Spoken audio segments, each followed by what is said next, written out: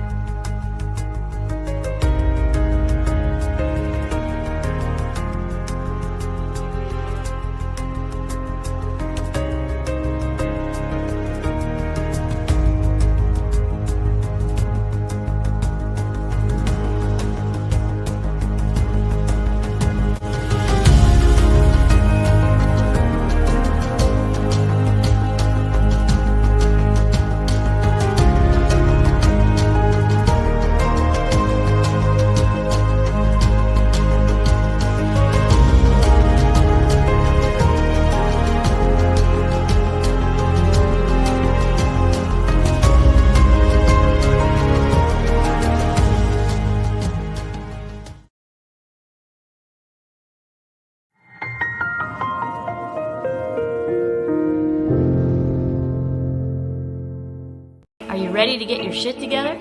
Isn't that what we are all truly trying to do? In this fun, life hack full show, we will learn together how to navigate this roller coaster called life.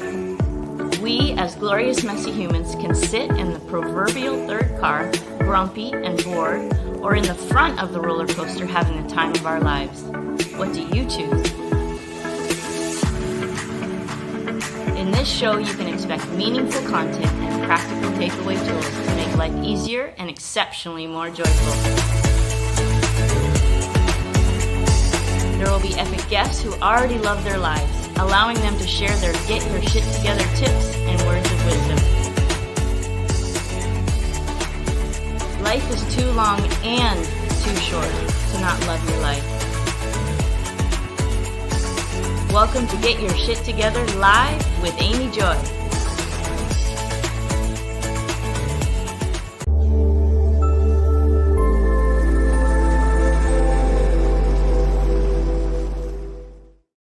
Hello and welcome to Get Your Shit Together Live with Amy Joy. And I'm your host, Amy Joy. Happy Thursday, glorious messy humans, as we all are. We're just as glorious as we are messy and just as messy as we are glorious. And we're going to dive deep into that today because I have the amazing Kristiana Mand Lakhiani here with us today. She's the co-founder of Mindvalley, and she is the proud new author of an amazing book that I have read called Becoming Flawesome. So exciting. We're going to learn more about that. Stay tuned to the end for Mantra Magic and the meditation moment. It is a life hack full show. Thank you. Thank you for spending your very precious time with us today. I appreciate you. All right, it is time to change our state, elevate.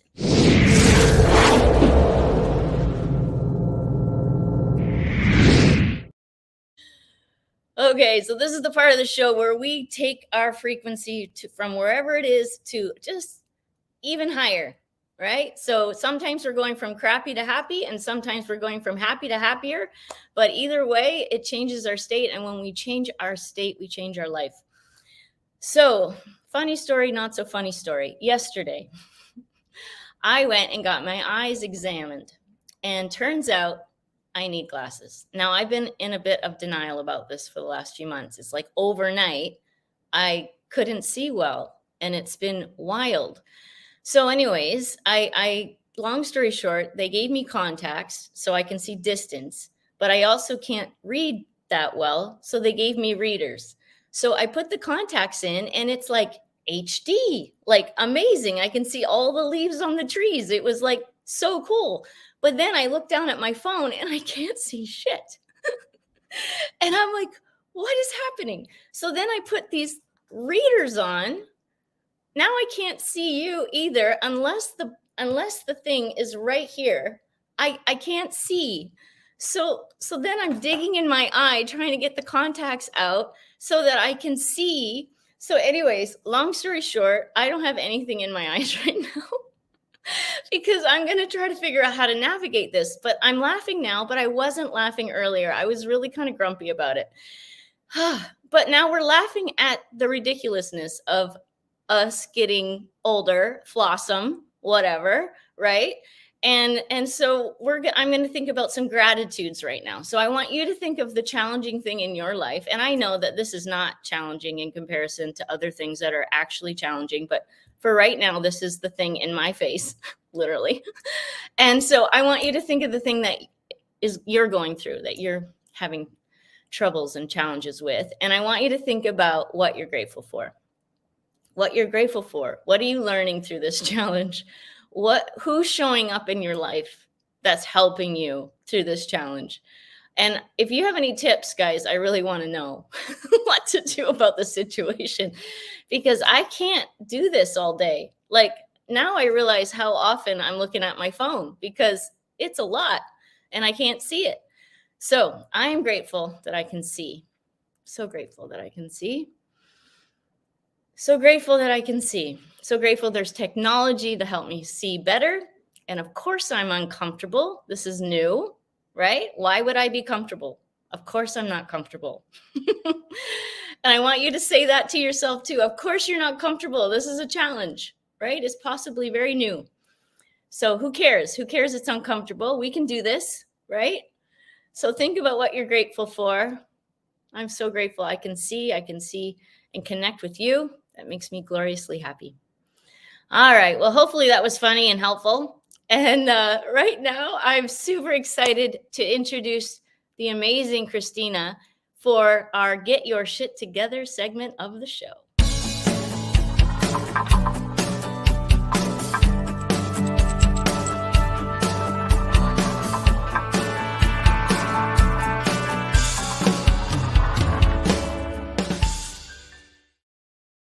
All right. Kristina is a best-selling author, world-celebrated entrepreneur, international speaker, and philanthropist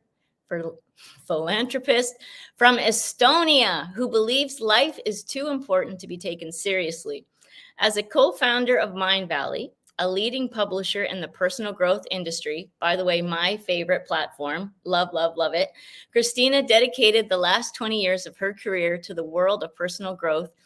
In 2018, she was recognized as one of the world's top 10 most influential people by IFC, which is Influencers for Change, and GIC, Global Impact Creators, as the author of Live by Your Own Rules, 7 Days to Happiness, 10 Questions for Self-Love, and From Awesome to Flawesome.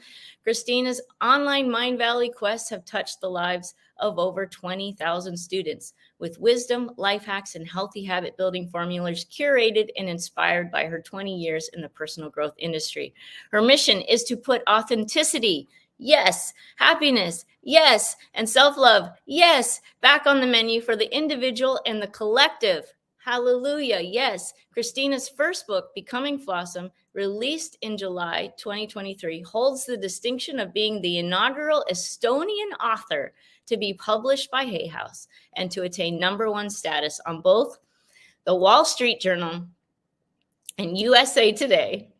Ooh, I'm emotional. I'm so proud of you, Kristina. It instantly became a bestseller in various categories on Amazon and Barnes & Noble as well. Put your hands together for the amazing Kristiana Mand Lakhiani. Hi, Amy. Wow. Wow.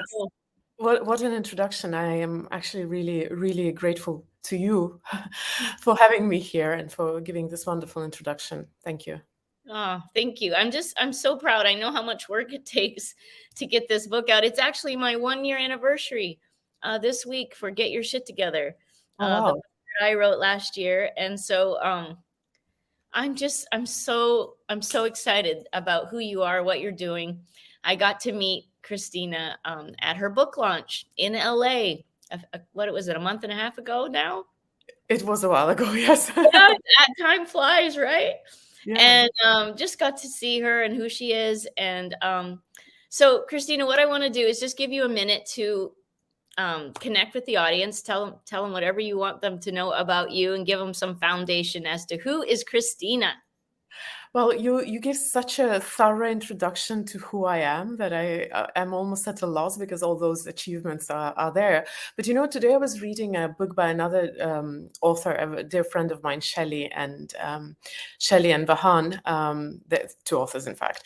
And at the end of the book, they had an amazing story. It's also a little bit sad, but they said, imagine a funeral of a person that you do not know, and then their wife comes up and uh, you know announces or says how happy and how proud she is of her husband's achievements, and then the child comes up and says the same, and then the close people. And while you read that story, you feel so off and weird, and you realize, but this is not realistic, because at the end of the day, it's not the speeches that we have made, it's not the books that we have written, they're not the degrees that we have attained that people will remember. It's actually what kind of a person you truly are. And I know I somewhat butchered that story, which is so beautifully put in that book that I was reading today, but it really hit me very hard, that realization that while we do measure each other by our achievements, but what people will remember at the end of the day, and the people who matter, the people who are the closest people to us, is what kind of people we were, what kind of humans we were. Now, why I'm saying this is that I think one of the reasons why I'm so passionate about talking to people about self-love and authenticity and happiness is because we sometimes make a trade-off. We think that our achievements, our success is what defines us. And because it is so important, and sometimes we believe that it requires sacrifices, what we put on the altar of success is our humanity, what makes us beautiful, what makes us loving, what makes us patient.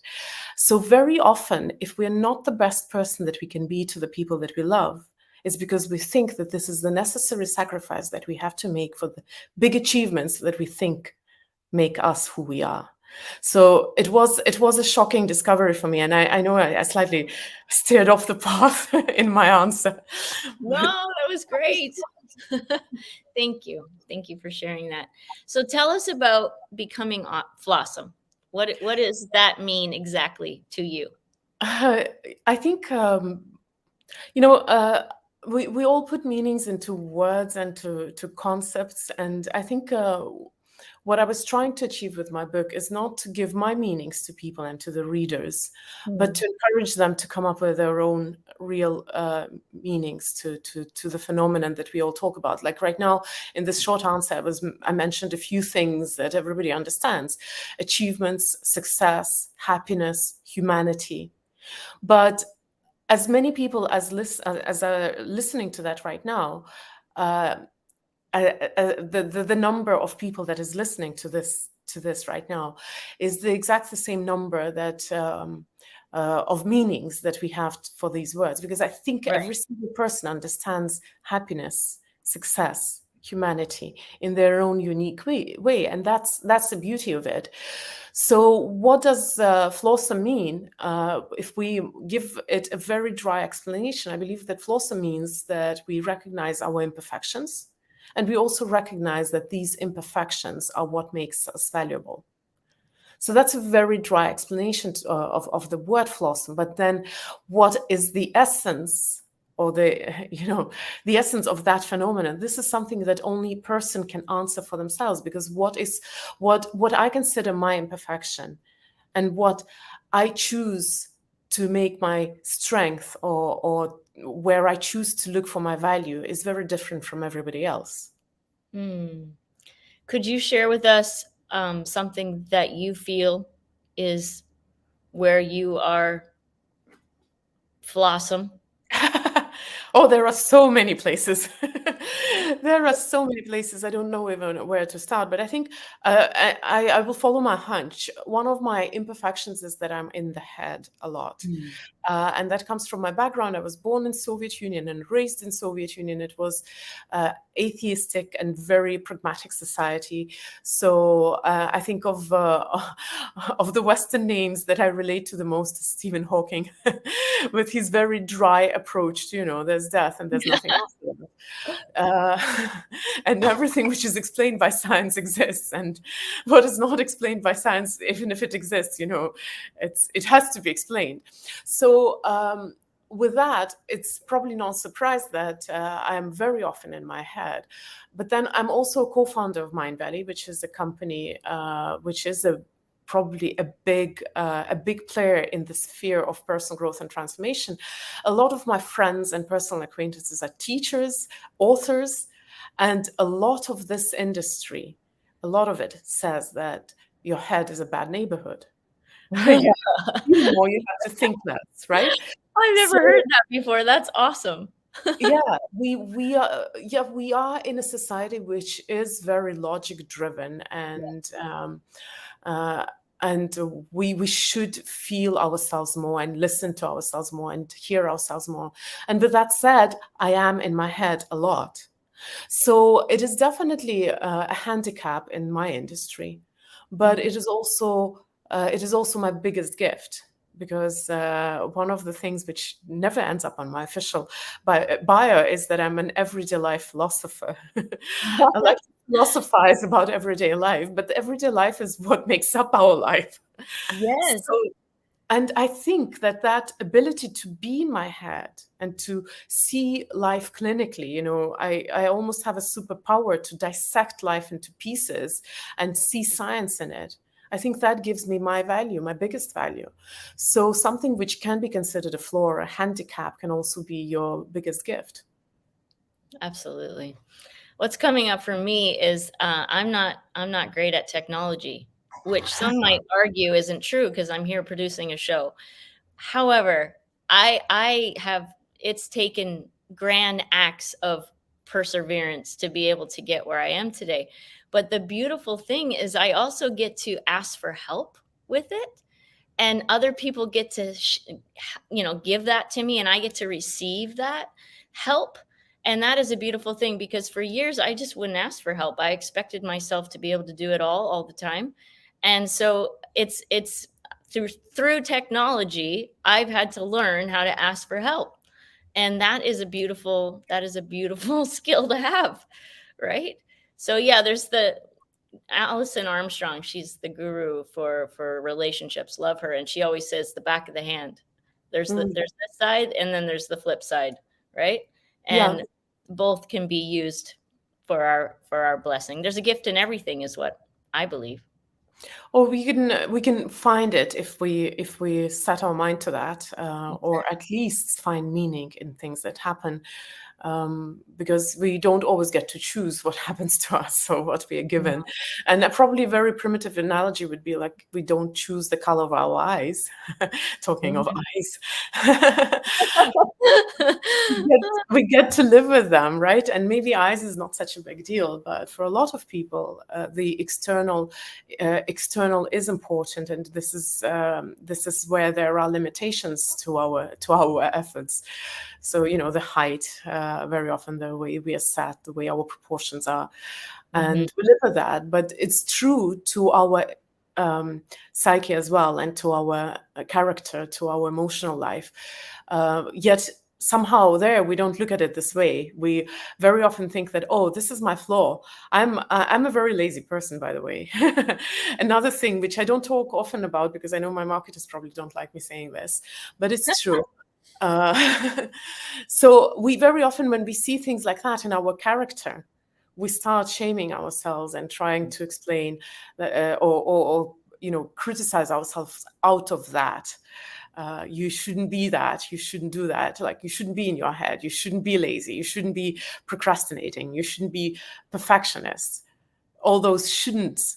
But in a way, I think maybe I have to go a little bit deeper. We have to make a distinction between our intrinsic qualities, things that make us us, like the eye color and the proportions of your body, with patterns of behavior, which is very often dictated, of course, by our intrinsic qualities, but which can be changed.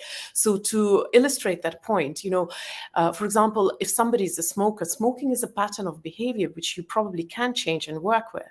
Yet, underlying that pattern of behavior is very often a personality which is addictable, or or maybe a problem which you're trying to escape from by numbing the physical sensations in your body. And this is something different.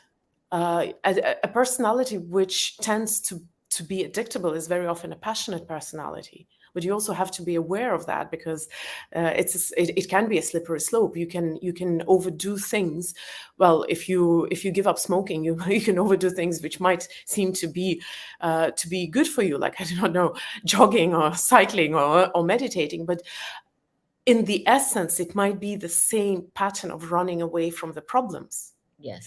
So there's a huge difference between your intrinsic qualities, which define your personality, and your patterns of behavior, which is something that we can work with. Beautifully said. Beautifully said. So out of all the things you could write about, what made you write about becoming Flawesome? I'm a little bit... Okay, I'll give a disclaimer. I think that there are a lot of books out there. I've read a lot of them, and they're written in a very different way and edited in a very different way. So whatever I say is unique to me.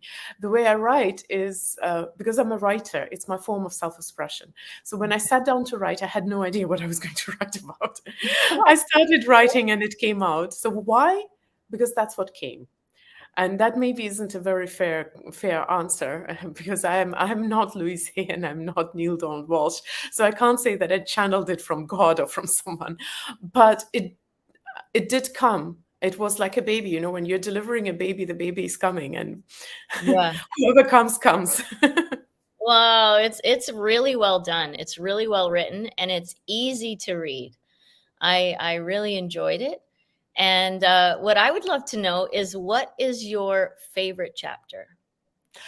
My favorite chapter is probably, well, I like the intro because it came last. I like the conclusion because it came before the intro. But the chapter that I usually bring out is called The Weapon of Love, because I took the liberties to stab my own industry there a little bit, but also because it was the most tortured chapter. It was kicked out of the book, and then by the time I got to that part of the book, after all the edits, I actually found my grounding as an author and found my voice, and I insisted that it has to come back. So it has, I like what I write about there, but I also like the story behind it, that it's the chapter which marked that moment where I said, I'm the writer and I decide. Yes, I had to do that too. I had to fight too. They took out, and they did a great job. I'm not against them, but they took out like 3 chapters, and I was like, no, like without that, like, no, like we can't. And they're like, well, you have to take whatever you put back in, you have to edit. So I literally was like, oh my gosh, maybe it was 2 chapters. I don't know. It seemed like a lot. So I literally asked the divine, I'm like, okay, help me. And I went through each chapter and started cutting. And then I added up all the words, and I'm like, oh, I did it. And so I was able to keep what I knew needed to be in the book. And I can't imagine the book without that in there. So yeah, I get it. So what is that chapter about, the weapon of love? I guess I have to give the context where it comes. It comes in the part where I talk about, I believe it's about honesty.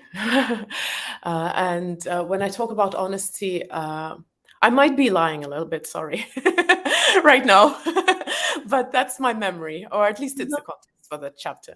So I talk about self-honesty, and how ironic. And I love your honesty. It's beautiful. How we sometimes are deceiving ourselves without realizing that, because that's the nature of being delusional. You are not aware of being delusional. So I talk about all these different ways how we trick ourselves to feel better. And this is not my creation. It's actually, if you're interested in psychology, it's I think Freud was the first one who actually suggested that there are all sorts of ego defense mechanisms. So at the end of that chapter about ego defense mechanisms, I talk about something which is much closer to my career, to my work. It's called spiritual bypassing, although that's not not a scientific term. But spiritual bypassing, in essence, is an umbrella term for all sorts of defense mechanisms that are characteristic to our industry, the personal growth and transformation. So I talk about that, and why I like it is because very often it's masquerading behind very noble causes, spirituality, love, all those great ideals, but it is as damaging and hurting to people who are receiving that and those who actually perpetrate those crimes. So I like this chapter because I think it's a cry out for help. There is such satisfaction sometimes in saying what you want to say. Like, it's been on my mind. Can I please bitch for a short while? So I guess that's why I enjoy it. Nice. So can you give us an example of a spiritual bypass, like a specific one? It's so spiritual bypassing, as I say, is an umbrella term, and a lot of behaviors are one or the other defense mechanism. And one of them would be spiritual narcissism, which is where you where you put yourself above, let's say, people in your life because you have done the work. And a very simple example would be a question that I often get from our audience, and it is, I have to say, I have to make a disclaimer that it is a very well-intentioned and well-meaning question, comes out of the best intentions. But for example, I've dedicated all those years to personal growth and I've changed so much, but my husband doesn't get it. How can I help him see? How can I help, not necessarily husband, it may be a brother, a sister, a mother, whatever. How can I help my loved one actually go on that path? The underlying emotion there very often is that spiritual narcissism, because I take the, audacity to judge that somebody is not evolving or developing or growing the way I think they should. Now, this is a soft case because there is, as I said, no bad intention. But sometimes you would be on the receiving end of that, where you have a genuine problem, for example, with another person. And if you understand psychology, if you understand relationships, you know that problems need to be discussed. And there is no such thing that in a relationship, the problem is just one person's problem. No, exactly. And very often, not very often, but sometimes you would hear something like, oh, don't be so dramatic. Don't be so emotional. Oh, this is the first world problem. You actually have done it to yourself earlier, saying that it is maybe not such a big predicament compared to some others, but why do we judge our predicaments by, while I love the work of Viktor Frankl, for example, who's an Austrian psychologist who survived the Nazi concentration camps. And actually his work is based on his experience there. After reading the book, and he's talking about people surviving Nazi concentration camps, you don't feel the worse for aching your heart about somebody being harsh to you, not recognizing you, about the trivial, mundane, everyday life problems, because, surprising, as weird as it may seem, but your heartbreak may be just as strong, no matter how merited or not merited your problem is. So there are a lot of examples in our industry, or another one which is very common nowadays is positivity. Well, I call it tyranny, but I think it's called toxic positivity, the official name for that. Good vibes only, and everything, and this kind of attitude. This is actually, devaluing other people's emotions and feelings and experiences, turning the tables, putting yourself above, distancing yourself from the problems, or hiding John Welwood, I believe his first name was John, I'm not sure, but Welwood was his second name for sure. He's the person who came up with the term spiritual bypassing, and his definition is that you try to escape from your problems by hiding behind spiritual concepts. Well done. Well said. Yeah. Yeah, it's a problem. It's a challenge that we face in this industry for sure. For sure. It's really hard to stand up to that because it's bordering on manipulation. You know, when Mhm. somebody is so right and so good, how can you argue with them? How can you say that, you know, you are right on the logical level in my head? I feel that you're saying all the right words, but what I feel is still Yeah. pain. Right. Yeah. It's both, right? It's never one thing. We try to oversimplify things sometimes, and life can be simple, and it's very complicated, right? And so it's this dance of allowing here get your shit together. Like, of course I'm all about controlling our emotions so that we can choose how we feel. And there's a time to feel our emotions. There's a time to scream and yell. I go out into the desert on a regular basis and scream and yell and cry and you got to get the shit out. You know, Right? if we're talking about defense mechanisms, this is called sublimation, which is a very healthy way. So I do kickboxing once a week, and Oh I yeah. I Nice. collect all my boo-boos for that moment. I try to collect them there, and then when I go Uh-huh. kickboxing, I bring them out, and you know I have twofold benefits. First of all, it helps me deal with unpleasant emotions, but the second thing, it actually gives more power to my workout. I work out better. Absolutely. I can imagine. I love kickboxing. I've done it in my past. It makes me think I should maybe get into it. But I have a punching bag. Well, it's a man, actually, a rubber man. His name is Bob. He I was came thinking his name was Bob. he comes with that name. I didn't name him, so sorry, Bobs. But my family, my boys and I, we've had Bob for years, and we regularly beat the shit out of Bob. It's fine. You don't you know it's actually a very healthy way to deal with things. There are other ways which are healthy, but this one is good. So no Absolutely. worries. Yay. No, absolutely. We got to get it out. And we have to, we can choose. We can Mhm. choose and we don't have to be sad, angry, miserable forever. We can put a timeline on it and we can deal with it and do whatever we have to do, right? To deal with that pain. You know, I have a theory that emotions carry information. It's not my theory again, as probably I have read it somewhere, that Yeah. emotions carry information, and very often the only thing we need to do with emotion is to hear and to get the message.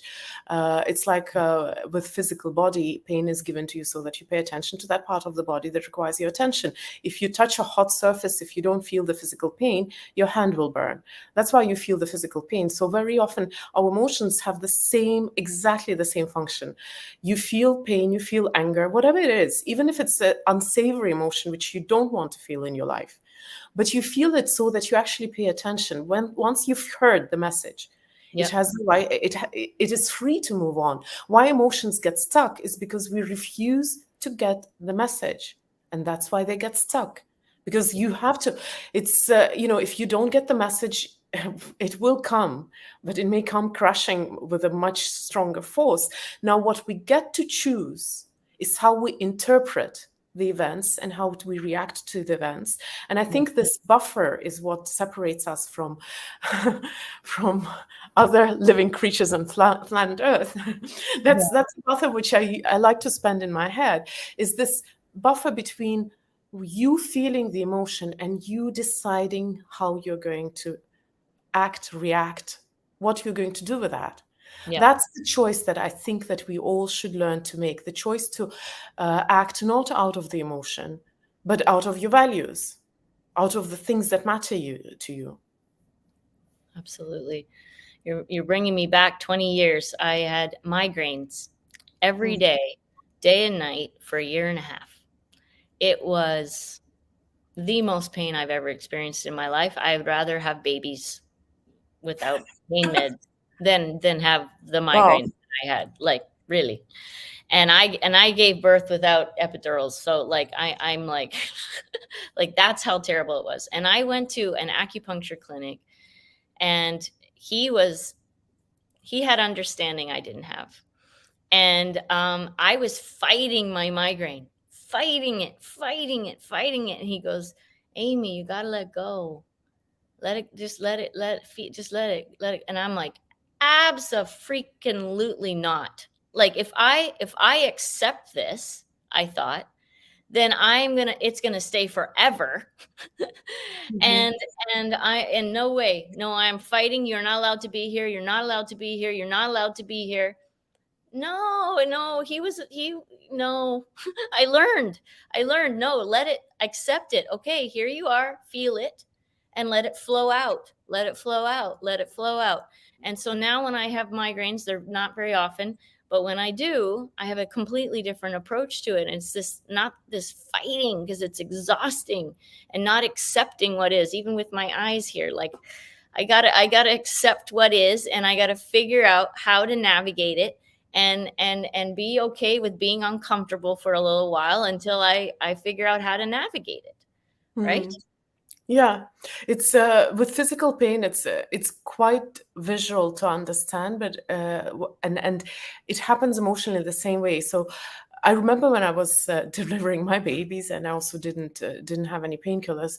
The technique that they teach you is breathing with Yep. sound and relaxing, which seems so crazy. But with physical pain, the interesting phenomena is that when you clench and tighten, that's when it becomes harder.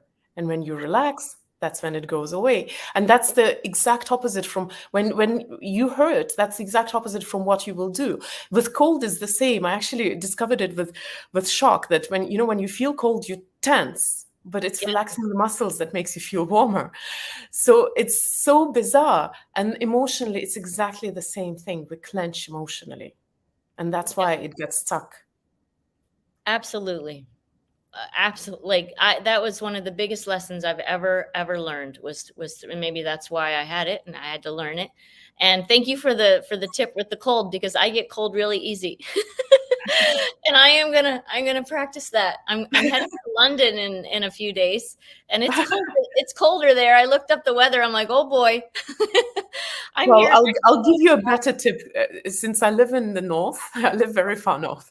I'll give you a better tip. There is no bad next. weather. There's bad clothing. Okay, but here's my problem with this, Kristina. I'm from Canada, and I've had all the best clothing, and I still freeze. Well, What's it's that about, right? yeah, it's Everyone just says, "Oh, you just need this." I'm like, "I've tried it." But I haven't relaxed. I usually do this, and I chatter, and my literally, like, sit I'm next to the fire. there you go. That's smarter. Right? Or stay in Mexico. I mean, really, I love it It's here. It's it's beautiful. it is an interesting experience, but it's also a little exhausting because it's so counterintuitive. But Yeah. if you've tried taking cold showers, uh, it's usually also the breath that helps, and the reaction is very similar. You tense, but actually when you breathe, that's when it becomes tolerable. Yes, absolutely. And your body wants to stop breathing. Hmm. Like, you have to consciously breathe, because otherwise I do this when I'm in a cold shower. Like, it's like it's and then I have to demand that I breathe properly, right? That I Yeah. breathe fully, not properly, But fully. it's good practice for emotional well-being, all of that. So. It totally is. It totally is. Well, listen, I want to direct people to how they can get this amazing book. So here it is. Here's the QR code there in the middle. I'm going to change the Wait, I'm going to try to look the same way. nice. Um, so just go ahead and get that. And then here is the link in case you don't have a QR code reader.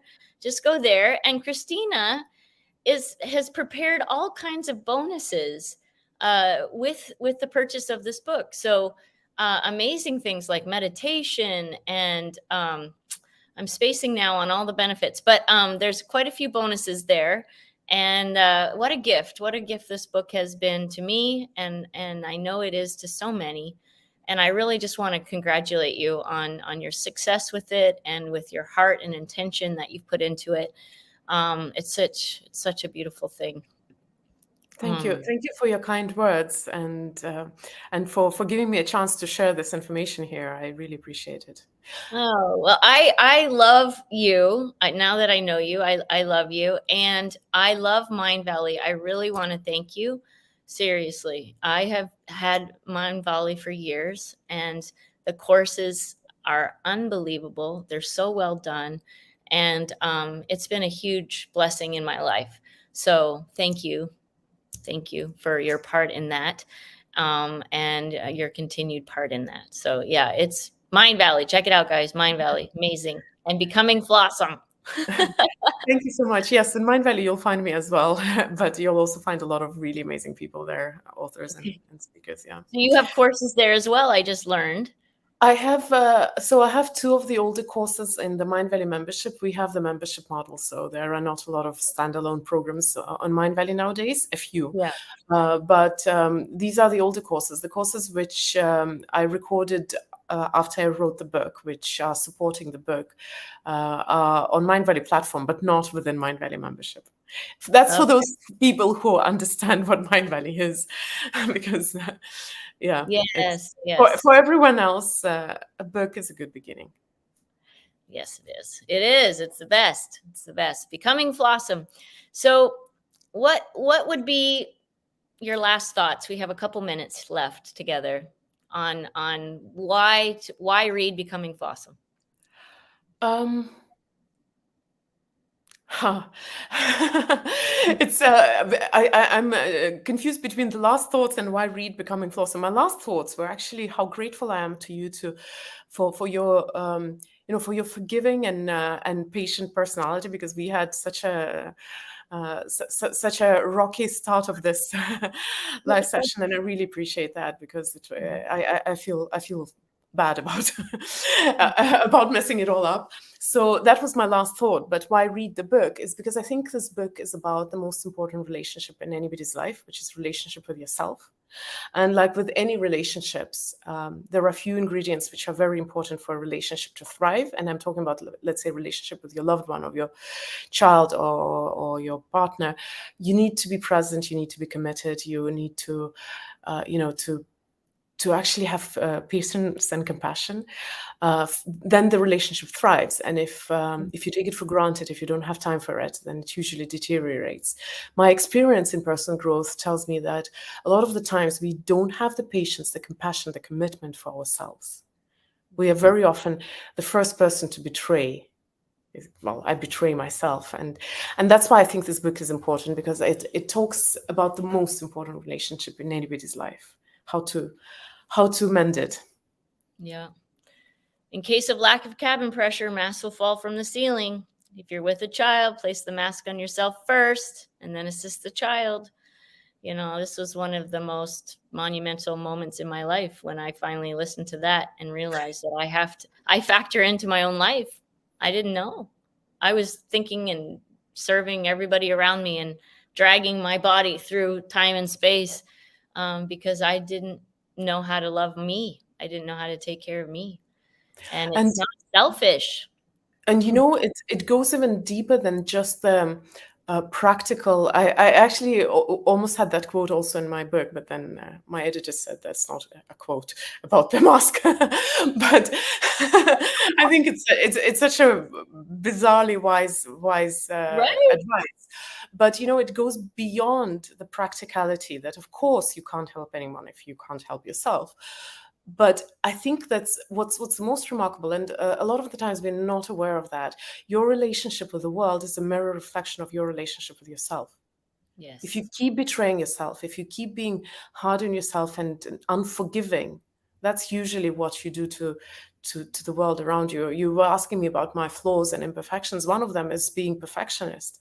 And while I thought all my life that I'm the only person who suffers from that, but that's not true. We project, we mirror, we pretty much expand our relationship to ourselves onto the world. So when I'm perfectionist, I'm not just perfectionist myself, I'm perfectionist to everyone. Yeah, it's true. Me too. Yeah, And it's a burden to live with a perfectionist, I know. Yeah, it can't be easy. It can't be easy. Well, But it's thank even, it's even harder to live with a person who doesn't love themselves. Oh, good point. Yeah, absolutely. Self-love is yeah, I think it's one of the most important things we can do, because if we're not coming from a full cup, we're not, what are we giving actually? Air, right? It's not the same as when we're full ourselves. And that takes time and that takes intention.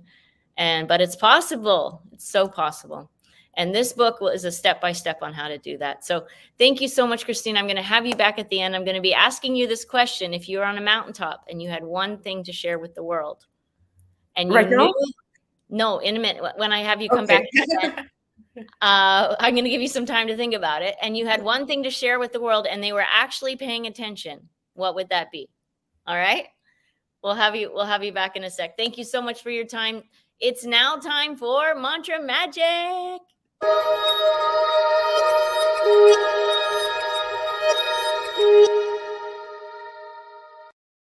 All right, this is the part of the show where we have a new tune to be in our heads, to maybe break up any negative talk that we've got going on. So this is the mantra. It's every Friday. You can find it on Instagram at Amy Joy Coaching if you want to listen to it over and over again. I often wake up singing these songs, or I find myself bopping around the house. That's the point of them. And so here is your mantra for the week. Welcome to Mantra Magic. I'm here with Maria Stali, and here's your mantra for the week. Kindness and love, they start from within. To make this world great, let the giving begin. But we can't give from an empty cup, so love yourself wholly and fill it back up in the circle of giving. Let love be your guide. It's love for yourself that will change the tide. Kindness and love, they start from within. To make this world great, let the giving begin. Kindness and love, they start from within.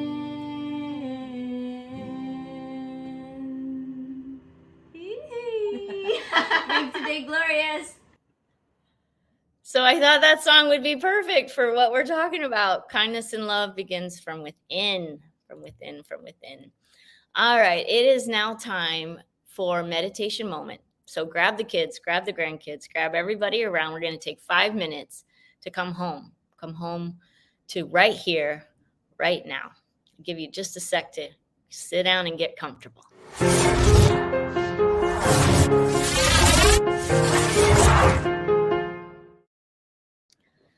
All right, so just sit in a comfortable position. This is called the Serene Mind Practice. I learned this in India, where I'll be returning here soon. I'm very excited. And this is where we get present to what we're feeling, where we're at, without judgment of it. So this is music from the amazing Gary Malkin. You can find him on Gaia, Islands of Inner Peace, and he has shared this piece of music with us today. So here it is. So I want you to just take a breath and exhale. Shake it out. Shake out your body. Shake it out. Shake it out. And another big breath and exhale.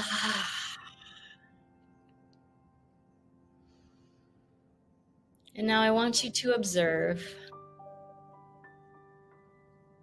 How are you feeling right now? Are you feeling crappy? Are you feeling happy? Again, don't make it right or wrong, good or bad. Just notice.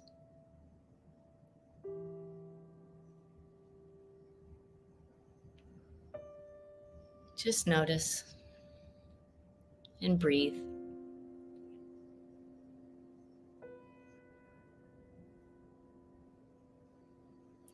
And now I want you to observe the thoughts that are coming Are they thoughts of the past? Are they more thoughts of the future? Or are they thoughts of right here, now? Again, don't make it right or wrong, good or bad. Just notice.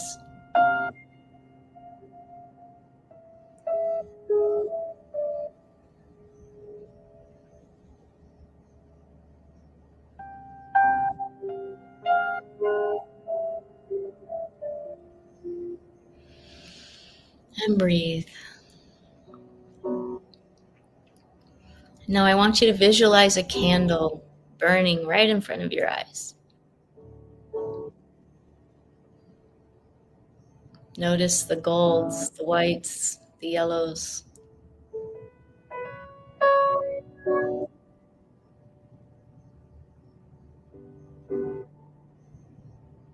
And I want you to slowly slide that candle into the middle of your head.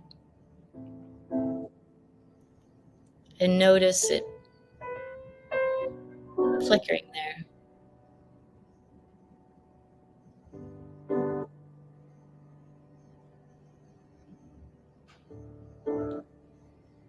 With your hands on your heart, I want you to think about one thing you are so grateful for. Gratitude is the rocket ship to joy. Just bask in the joy of that gratitude. And as you're in this expanded space, I'm going to send you an energetic activation. It's called a Diksha. It's initiated by my spiritual teachers. It's sent with so much love. All you have to do is set the intention to receive it.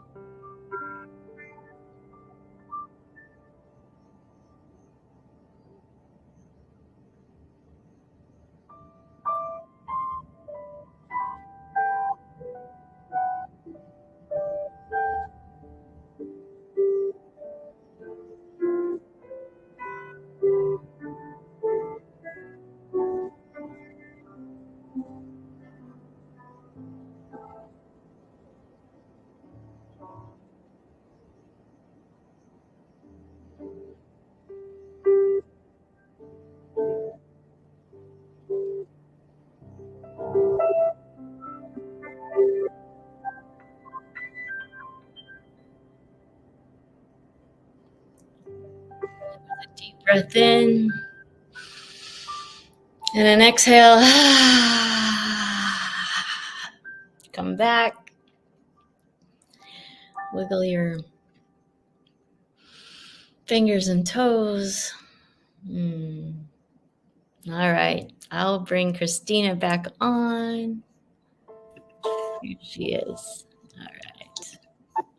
How was that for you, Kristina? Thank you. Thank you for the invitation. I really enjoy meditating, and thank you for giving this experience.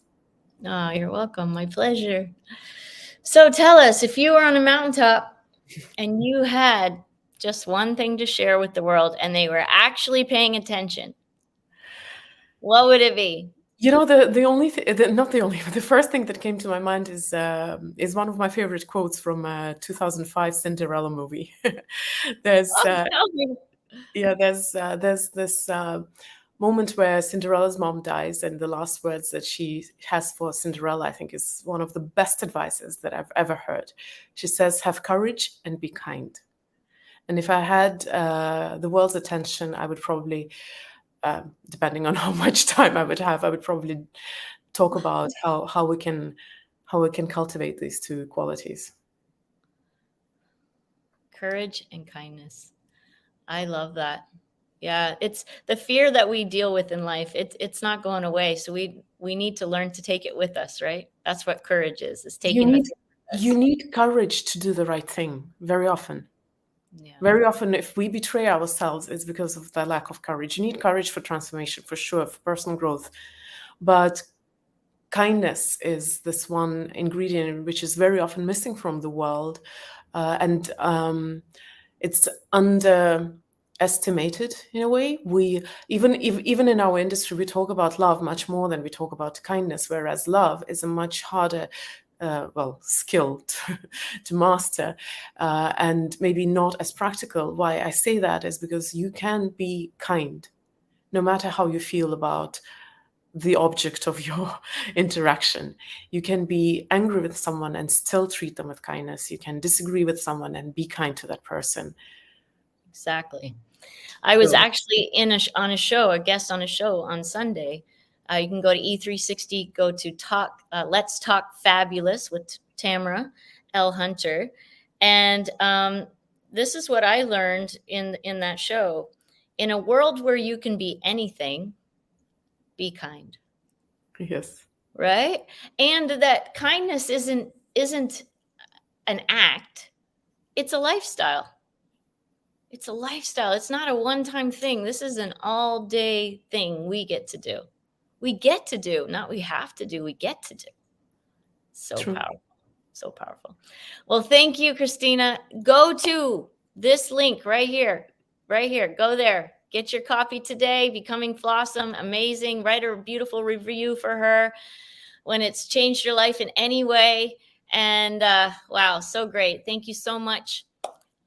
Thank you all for being here, for taking your precious time. Remember that together we vibrate higher. And that, my friends, changes the world. We'll see you next week. Besos. Mwah. Thank you. Thank you for watching Get Your Shit Together live with Amy Joy. If you'd like to follow us, you can on Facebook, Instagram, and YouTube at Amy Joy Coaching. Appreciate so much your likes, comments, and shares. If you'd like to be a guest on the show, please reach out. We'll see you next time.